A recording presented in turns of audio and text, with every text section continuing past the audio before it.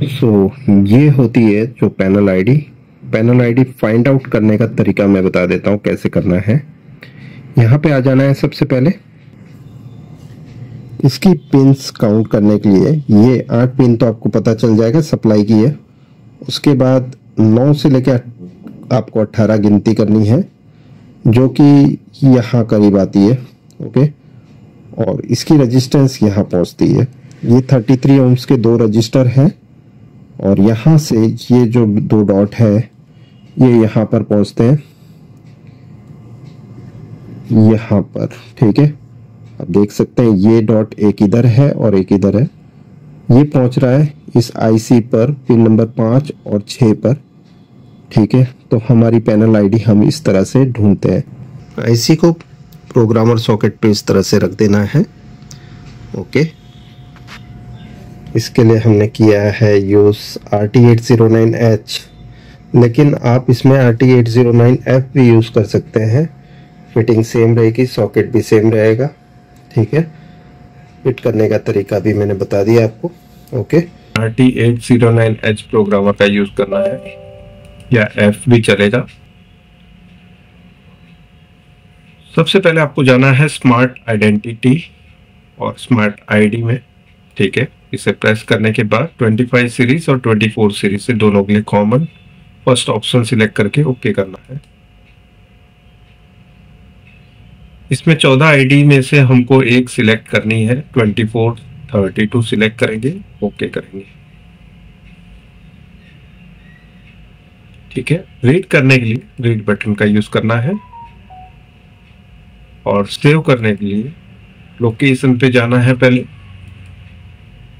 ठीक है, ये सोनी का हमने बना रखा है। इसमें 49X7500F ये मॉडल है हमारा।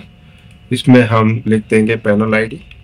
टिकॉन पे जो लगती है उसे हम सिलेक्ट करके सेव कर देंगे।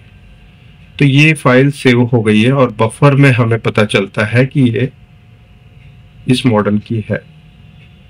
ठीक है, और दूसरी चीज हमें चेक कर लेना है कि ये फाइल क्या सेव हो गई है। तो हम उस लोकेशन पे जाएंगे जो हम सॉफ्टवेयर सेव करते हैं। यहाँ पर आप देख सकते हैं एंड्रॉइड टीवी के अंदर 49X के अंदर हमने पैनल आईडी का एक फोल्डर बनाया था, उसके अंदर ये सेव हो गई है फाइल, जो कि 4 KB की है। तो पैनल आईडी किस तरह से निकालते हैं मैंने बताया आपको। पैनल आईडी आपको बदलने की जरूरत कब कब पड़ती है? सबसे पहली चीज, अगर जो आप कोई और मॉडल का, मतलब सेम बोर्ड है लेकिन किसी और मॉडल में लगा है मदरबोर्ड और आप चेंज कर रहे हो, तो पैनल की आईडी को मैच करने के लिए वो जो मदरबोर्ड हमने जो भी मॉडल का लिया है उसी मॉडल की पैनल आईडी जो है आपको कॉपी करके डालनी होती है, वरना टीवी ब्लिंक में जाएगा, 5 टाइम ब्लिंक में, या अपडेट लेना चाहेगा। अगर जो सेम मॉडल का फाइल है इसके अंदर तो अपडेट पूछेगा आपको, जो आपको पेन ड्राइव से डालना होता है। आप 2 तरीके से कर सकते हैं। इसमें पैनल आईडी डायरेक्ट चेंज करके आपको अपडेट नहीं करना पड़ेगा, पैनल आईडी मैच करके आप चला सकते हैं। आईसी लगाने का तरीका भी आपने देख लिया किस तरह से हम लगाते हैं। ओके, इसकी पिन नंबर 1 यहाँ पर निशान दे रखा है और यहाँ डॉट है। ये डॉट और निशान दोनों मिलाकर आईसी रख के लगा देना है, सोल्डर कर देना है।